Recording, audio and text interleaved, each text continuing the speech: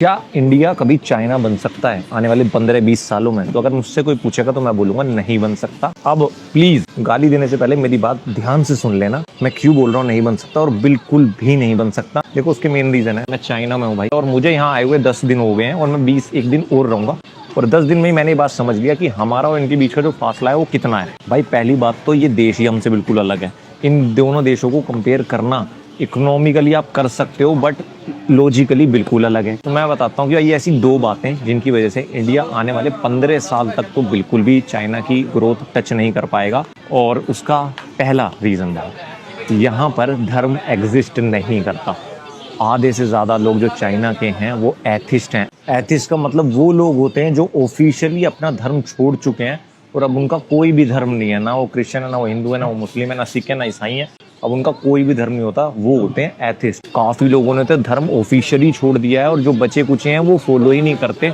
तो इसलिए जो लोगों के बीच जो लड़ने का जो मुद्दा है वो ही खत्म हो चुका, लोगों को बांटने का जो मुद्दा है वो ही खत्म हो चुका।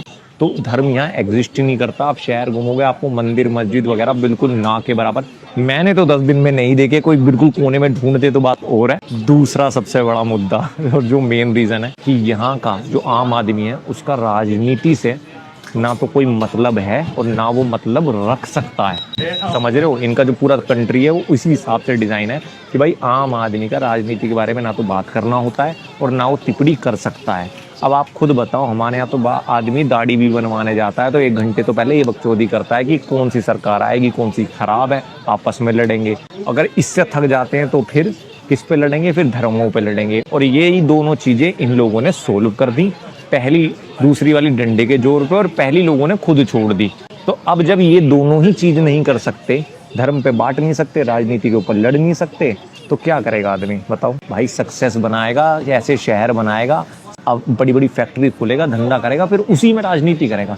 तो इनकी जो राजनीति होती है वो एक दूसरे को धंधे में बीट करने की होती है, एक दूसरे को प्रोडक्ट को फेल करके एक नया प्रोडक्ट बनाने की होती है।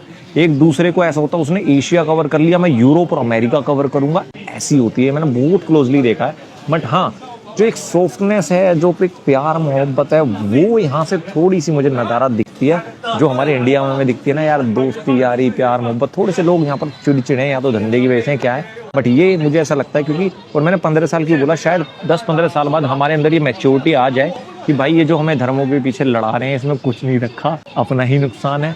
और ये जो राजनेता हैं ये कुर्सी के लिए लड़ रहे हैं और हम इनके लिए लड़ रहे हैं। इनके यहाँ सरकार को कोई शहर बनाना हो तो कल नोटिस आएगा, भाई यहाँ शहर बनेंगे और ये घर टूटेंगे, ये इलीगली ऑक्यूपाइड है, कोई सवाल भी नहीं उठा सकता, घर टूट जाएंगे, भाई वहाँ पर बिल्डिंग बन जाएगी क्योंकि सही गलत है, बात खत्म।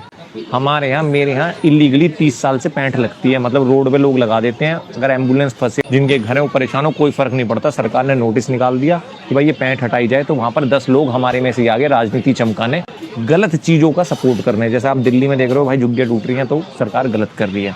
तो ये चीज़ें मैंने यहाँ पर नोट की हैं कि ये एग्जिस्ट ही नहीं करती। आदमी का काम ही नहीं है राजनीति करना, वो अपना धंधा करे और सही गलत का फैसला सरकार करती है। हमारे यहाँ लोकतंत्र है, तो भाई जब 10 लोगों की सुनी जाएगी तो ग्रोथ स्लो ही होगी, और जहाँ एक की सुनी जाएगी तो वहाँ ग्रोथ फास्ट ही होगी।